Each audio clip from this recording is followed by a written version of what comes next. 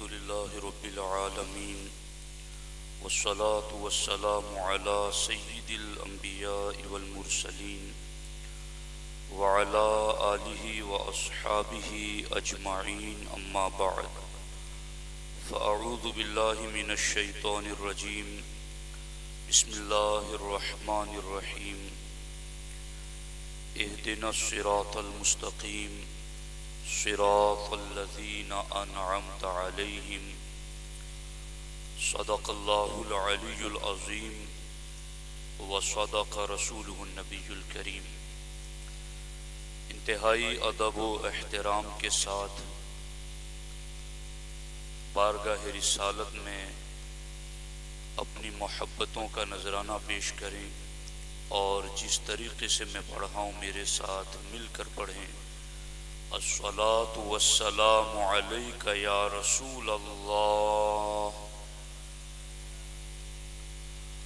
الصلاة والسلام علیک یا حبیب اللہ، الصلاة والسلام علیک یا نبی اللہ، وعلى آلك وأصحابك يا نور الله، صلی اللہ تعالی علیہ وسلم۔ دوستان محترم، اس وقت میرے ہاتھ میں سرکار غوث پاک رضی اللہ تعالیٰ عنہ کی ایک کتاب ہے جس کا نام ہے مجالس شیخ الاسلام سیدنا عبد القادر الکیلانی۔ یہ غوث پاک کے وہ خطبات اور وہ تقریریں ہیں غوث پاک کی جو آپ نے ہجری سن 546 میں بغداد معلیٰ میں کرسی خطابت پر بیٹھ کر رجب، شعبان اور رمضان ان 3 مہینوں میں ہجری سن 546 میں آپ نے بغداد میں جو تقریریں کی تھیں ان تقریروں کو اس کتاب میں لکھا گیا ہے۔ اس میں ایک لمبی فہرست ہے اور مختلف قسم کے موضوعات پر سرکار غوث پاک رضی اللہ تعالیٰ عنہ نے خطاب فرمایا ہے، مگر سب سے پہلی تقریر غوث پاک کی اس کتاب میں وہ ہے حسد کے موضوع پر۔ تو بہت ہی توجہ طلب موضوع ہے اور ہمارے پیر دستگیر ہمیں کیا تعلیمات دے رہے ہیں اس پر آپ توجہ کے ساتھ سنیں اور جہاں کمی ہو اس کو درست کرنے کی کوشش کریں۔ سب سے پہلے اس چیز کو یاد رکھ لیں کہ حسد کہتے کسے ہیں؟ کسی کی دینی یا دنیاوی نعمت کے زوال کی تمنا کرنا۔ کسی کے پاس دینی نعمت ہے یا کوئی دنیاوی نعمت ہے تو یہ تمنا کرنا کہ یہ نعمت اس سے چھن جائے اور فلاں شخص کو یہ نعمت نہ ملے، اس کا نام حسد ہے۔ یعنی کسی مسلمان اور مومن سے زوال نعمت کی خواہش کرنا کہ اس کے پاس یہ دینی نعمت ہے یا یہ دنیاوی نعمت ہے، یہ اس سے چھن جائے، ختم ہو جائے، لے لی جائے اس سے، اسے حسد کہتے ہیں۔ اور یاد رکھیں اگر بندہ کسی نعمت پر حسد کرتا ہے تو وہ نعمتیں 2 قسم کی ہیں، یا تو دنیاوی نعمت ہے یا دینی نعمت ہے۔ اگر وہ دنیاوی نعمت ہے تو دنیاوی نعمتیں تو عارضی ہیں، ٹائمپریری ہیں، تو مومن جو آخرت کے ہمیشہ رہنے کا یقین رکھتا ہے وہ کسی ایسی چیز پر حسد کیوں کرے جو عارضی ہیں اور ٹائمپریری ہیں؟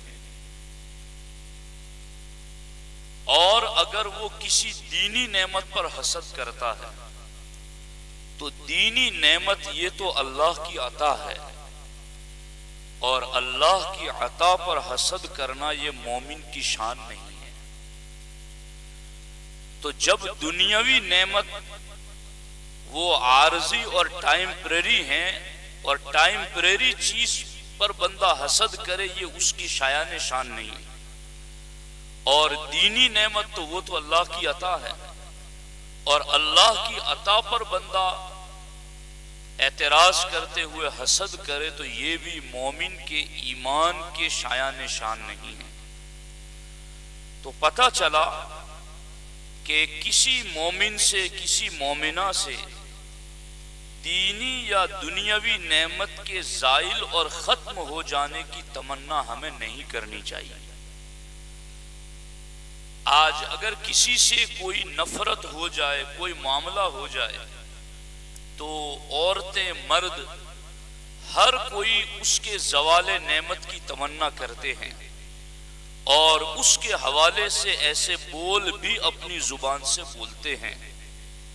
تو میرے بھائیوں، ہم ایمان رکھنے والے ہیں، ہم اللہ رسول کا کلمہ پڑھنے والے ہیں، ہمیں اس بات کی تعلیم دی گئی ہے کہ تمہیں حسد نہیں کرنا ہے، بلکہ کچھ حدیثوں کا خلاصہ یہ ہے کہ اگر آپ کسی سے زوال نعمت کی تمنا کرتے ہیں تو میرے اور آپ کے یہ تمنا کرنے سے وہ نعمت اس سے ختم نہیں ہو جائے گی، لیکن اگر میں نے اور آپ نے جس مومن کے پاس دینی یا دنیاوی جو بھی نعمت ہے اس کے بارے میں جب بھی ہمارے ذہن میں خیال آیا اور ہم نے یہ دعا کی کہ یا اللہ اس کے لیے یہ نعمت باقی رکھ اور اس میں برکت دے، اگر ہم یہ دعا کر دیں تو اس دعا کے صدقے میں اللہ وہ نعمت ہمیں بھی عطا فرماتا ہے۔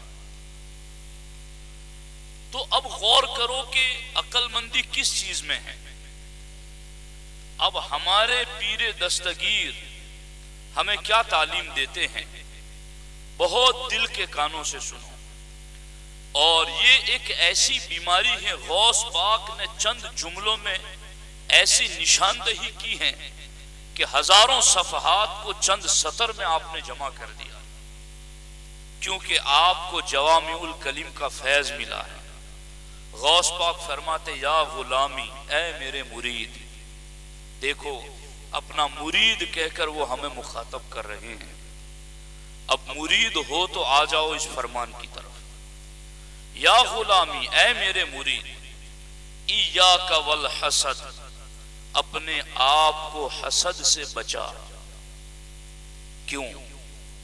فَإِنَّهُ بِئْسَ الْقَرِينُ، دنیا کے اندر، بہت دھیان سے سنو، ادھر توجہ دو، دنیا کے اندر انسان کو کسی کی سنگت سے اس کے مال کو، اس کی عزت کو خطرہ ہو تو بندہ ایسے شخص کی دوستی اختیار نہیں کرتا، اس سے دور رہتا ہے کہ اس سے میرے مال کو، میرے بزنس کو، میری عزت کو خطرہ ہے، اس کو قریب رکھوں گا یا اس سے قریب رہوں گا تو میرے مال میں خسارہ یہ کرا دے گا، یہ میری عزت کو بدنام کرے گا۔ تو آدمی جب اپنے مال میں، اپنی عزت میں، اپنی تجارت میں کسی کی سنگت سے خطرہ محسوس کرتا ہے تو آدمی اسے دوست نہیں بناتا۔ پیران پیر فرماتے ہیں فَإِنَّهُ بِئْسَ الْقَرِينُ، تمہارا سب سے برا ساتھی اور سنگی اگر کوئی ہے تو وہ حسد ہے۔ حسد تمہارا سب سے برا ساتھی ہے۔ کتنا برا ساتھی ہے؟ دنیا میں کوئی برا ساتھی ہو جائے ساتھ میں تو آدمی کے مال کو نقصان ہوتا ہے، کاروبار کو نقصان ہوتا ہے، اس کی عزت کو نقصان ہوتا ہے، مگر حسد والا برا ساتھی اگر ہمارے ساتھ آ جائے تو نقصان کہاں کہاں تک پہنچتا ہے۔ غوث العظم دستگیر فرماتے ہیں وَهُوَ الَّذِي خَرَّبَ بَيْتَ إِبْلِيسِ وَأَهْلَكَهُ وَجَعَلَهُ مِنْ أَهْلِ النَّارِ، غوث پاک نے فرمایا کہ حسد کو اگر تم نے اپنا ساتھی بنا لیا تو دیکھو اس نے کیا کیا، یہی حسد ہے خرب بیت ابلیس، جس نے ابلیس کا گھر ویران کر دیا، وَأَهْلَكَهُ، اور ابلیس کو ہلاک کر دیا، وَجَعَلَهُ مِنْ أَهْلِ النَّارِ، اور ابلیس کو جہنمی بنا دیا۔ ابلیس کو تکبر پر بھی جس چیز نے مائل کیا وہ حسد ہی تھی۔ وہ خلقتنی من نار وخلقتہ من طین، اس نے کہا کہ مجھے اے اللہ تو نے آگ سے بنایا، آدم کو مٹی سے بنایا، انا خیر منہ، میں تو اس سے بہتر ہوں۔ تو یہ جو حسد ابلیس کے دل میں آیا، عبادتیں اس کے پاس بہت تھی، اللہ کو ماننے کے دعوے بھی اس کے پاس بہت تھے، مگر اسے جب حسد کی بیماری لگ گئی تو خرب بیت ابلیس، اسی برے ساتھی نے ابلیس کا گھر ویران کر دیا، اہلکہ، اسی برے ساتھی نے ابلیس کو ہلاک کر دیا، وجعلہ من اہل النار، اور اسی برے ساتھی نے ابلیس کو جہنمی بنا دیا۔ آج دوست دوست سے، کاروباری کاروباری سے، پڑوسی پڑوسی سے، کسان کسان سے، اللہ ماشاءاللہ ہر پیشے میں، دینی ہو یا دنیاوی ہو، آپ کو ہر جگہ حسد کا بازار گرم نظر آئے گا۔ لیکن یہ ہمارے پیران پیر ہیں جو صدیاں بیتنے کے بعد بھی ہماری دستگیری فرما رہے ہیں، اور ہمیں یہ تعلیمات دے رہے ہیں کہ تم اس میں نہ پڑنا۔ جس برے ساتھی یعنی حسد نے ابلیس کو ہلاک کر دیا، وہ تجھے کہاں چھوڑے گا؟ جس برے ساتھی نے ابلیس کو جہنمی بنا دیا، وہ تجھے کہاں چھوڑے گا؟ جس برے ساتھی حسد نے ابلیس کو ہلاک کر دیا، وہ تجھے کہاں چھوڑے گا؟ غوث پاک فرماتے ہیں اس حسد والے برے ساتھی نے اتنا نقصان کیا، جعل ملعون الحق وملائکتہ وانبیائہ وخلقہ، کہ اسی برے ساتھی نے ابلیس کو اس موڑ پر لا کر کھڑا کر دیا کہ اللہ کی بھی اس پر لعنت برس رہی ہے، فرشتوں کی بھی اس پر لعنت برس رہی ہے، نبیوں کی بھی اس پر لعنت برس رہی ہے، وخلقہ، اور اللہ کی ساری مخلوق کی اس پر لعنت برس رہی ہے۔ تو ابلیس کا ہلاک ہونا، گھر کا ویران ہونا، جہنمی ہونا، اللہ، رسول، فرشتوں اور مخلوقات کی طرف سے اس پر لعنتوں کا برسنا، یہ سب کچھ کیسے ہوا؟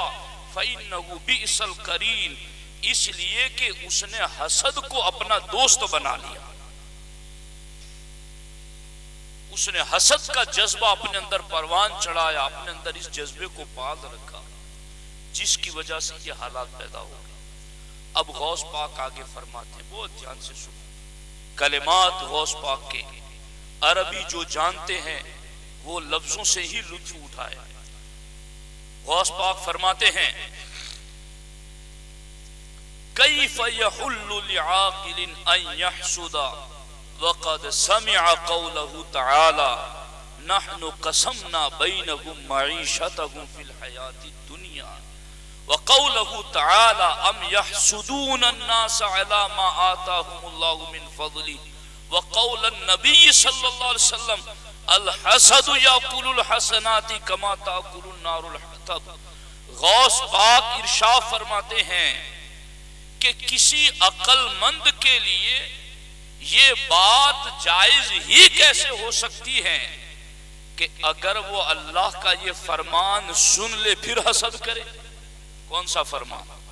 نحن قسمنا بینہم معیشتہم فی الحیاة الدنیا۔ اس آیت کا ترجمہ یہ ہے، اللہ فرماتا ہے دنیاوی زندگی میں ان کا رزق ان کے درمیان ہم نے تقسیم کیا ہے، ہم نے بانٹا ہے ان کے اندر۔ تو جو اس نعمت پر حسد کرتا ہے وہ اللہ کی تقسیم پر اعتراض کرتا ہے۔ غوث پاک فرماتے اگر کوئی صاحب عقل ہے تو تو اس آیت کو سننے کے بعد کسی کی دینی یا دنیاوی نعمتوں پر حسد کیسے کر سکتا ہے؟ کیف یحل ان یحسد لعاقل، کہ عقل مند اگر عقل ہے تو وہ کیسے حسد کرے گا؟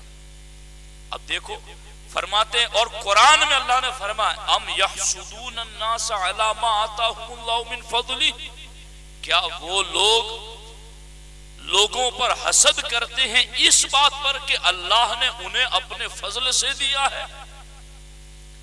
تو غوث پاک فرماتے ہیں کہ اللہ کا یہ فرمان سننے کے بعد بھی اگر کوئی کسی مومن پر اس کے دینی یا دنیاوی انعام پر حسد کرتا ہے تو حقیقت میں وہ خدا کے فضل پر اعتراض کرتا ہے۔ اور غوث پاک فرماتے ہیں عقل مند وہ بندہ ہو ہی کیسے سکتا ہے جو حضور کا یہ فرمان سن لے کہ حسد نیکیوں کو ایسے کھا جاتا ہے جیسے آگ لکڑیوں کو کھا جاتی ہے۔ تو حضور کا یہ فرمان سن کر کے بھی وہ حسد کرے تو وہ عقل مند کیسا؟ تو میرے بھائیوں، یہاں جہاں اس بات کا پتہ چلتا ہے کہ ہمارے پیران پیر جب خطاب کرتے تو قرآن کی آیتوں پر کتنی گہری نظر رکھتے تھے اور کس موضوع پر کن آیتوں سے استدلال بنے گا اس کو ذکر فرماتے، وہیں پر ہمیں اس بات کا بھی پتہ چلا کہ آج جو بھائی بھائی میں، گھر گھر میں، پڑوسی پڑوسی میں، ہر کاروباری پیشاور میں آپس میں جو معاملات بنے ہوئے ہیں اور پھر معاملات حدوں سے پار ہوتے ہیں تو جادو ٹونا تک پہنچ جاتے ہیں، تو وہ کتنے محروم القسمت لوگ ہیں جو اللہ کی ان آیتوں کو سننے کے باوجود ایسے برے ساتھی کو اپنا ساتھی بنائے جس نے ابلیس جیسے کو ہلاک اور تباہ اور ویران کر دیا اور اس کو اللہ کا، فرشتوں کا، مخلوق کا، نبیوں کی طرف سے لعنت کا حقدار بنا دیا۔ تو میرے بھائیوں، سرکار غوث العظم دستگیر رضی اللہ تعالی عنہ یہ باتیں بتا کر کے ہمیں ان چیزوں کی نشاندہی کرتے ہیں کہ اے میرے مریدو، تمہیں ان چیزوں کی طرف توجہ دینا ہے۔ اب دیکھو یہاں پر چونکہ غوث پاک رضی اللہ تعالیٰ عنہ نے یہ بھی فرمایا اور باضابطہ اس میں علماء کو متنبع کیا غوث پاک، اور یہ ایسا نہیں ہے کہ میں کوئی بیچ میں سے کوئی خطبہ پڑھ رہا ہوں، یہ خطبہ پہلا خطبہ نمبر 1 ہے اور میں نے اسی کو حل کیا کہ میں اس کو دیکھوں کہ اس میں کیا ہے۔ تو میں نے پڑھا کہ یہ تو پھر ہماری سوسائٹی کے حالات کے بالکل موافق ہیں اور مہینہ بھی غوث پاک کا، پھر فرمان بھی غوث پاک ہی کا سنایا جائے تاکہ غوث پاک کے مرید غوث پاک کے حکم پر عمل کریں، سکون سے رہیں۔ تو یہ ہے غوث العظم دستگیر رضی اللہ تعالیٰ عنہ کا فرمان۔ آپ نے فرمایا اے میرے مرید، میں ترجمہ کر رہا ہوں تو وقت ختم ہو رہا ہے، ایسے ہی کیا بات کی جائے۔ اے میرے مرید، میں اپنے کلام کے ذریعہ تمہیں یہ بتا رہا ہوں کہ جو کچھ تمہارے گھروں میں تمہارا مال ہے، سامان ہے، اور تم جو کچھ ہدیے تحفے تحائف لاتے ہو، انی زاہد، میں ان تمام چیزوں سے بے نیاز ہوں۔ مجھے تمہاری ان 4 چیزوں میں سے کسی چیز کی کوئی پرواہ نہیں کہ میں تمہارا مال دیکھ کر تم سے بات کروں، تمہارا ہدیے تحفے دینا دیکھ کر تم سے بات کروں۔ انی زاہد فی کلامی، میں اپنی یہ بات تم سے جو کر رہا ہوں وہ بے نیاز ہو کر رہا ہوں، مجھے ان چیزوں میں سے کسی چیز پر تمہاری نظر نہیں ہے۔ اور اب غوث پاک آگے فرماتے ہیں ما دمت علی ھذا تنتفعون من کلامی انشاءاللہ تعالی۔ غوث پاک فرماتے ہیں میں بھی جب تک اس حالت پر رہوں گا تبھی تمہیں میرے کلام سے فائدہ ملے گا۔ ما دمت علی ھذا تنتفعون بکلامی، کہ میں تمہارے مالوں پر، تمہارے تحفے تحائف پر، تمہاری جائیدادوں پر بے نیاز ہو کر کے رہوں تمہارے حوالے سے، اور پھر میں تم سے بات کروں تب تمہیں میرے کلام سے فائدہ ہوگا۔ اور اب آگے فرماتے ہیں ما دام عین المتکلم فی عمائمکم وقمصانکم وجیوبکم لا تنتفعون بکلامہ. غوث پاک فرماتے ہیں بیان کرنے والے کی نظر اگر تمہاری پگڑیوں پر ہو، تمہاری قمیصوں کی عمدگی پر ہو، وجیوبکم اور تمہاری جیبوں پر ہو، لا تنتفعون بکلامی، پھر ایسے خطیب کے خطاب سے تمہیں کوئی فائدہ نہیں. یہ باتیں وہ تھی جو غوث پاک رجب میں، شعبان میں، رمضان میں مریدوں کے درمیان بیٹھ کے کرتے تھے. میرے بھائیوں، اس لیے غوث پاک کا مہینہ ہے.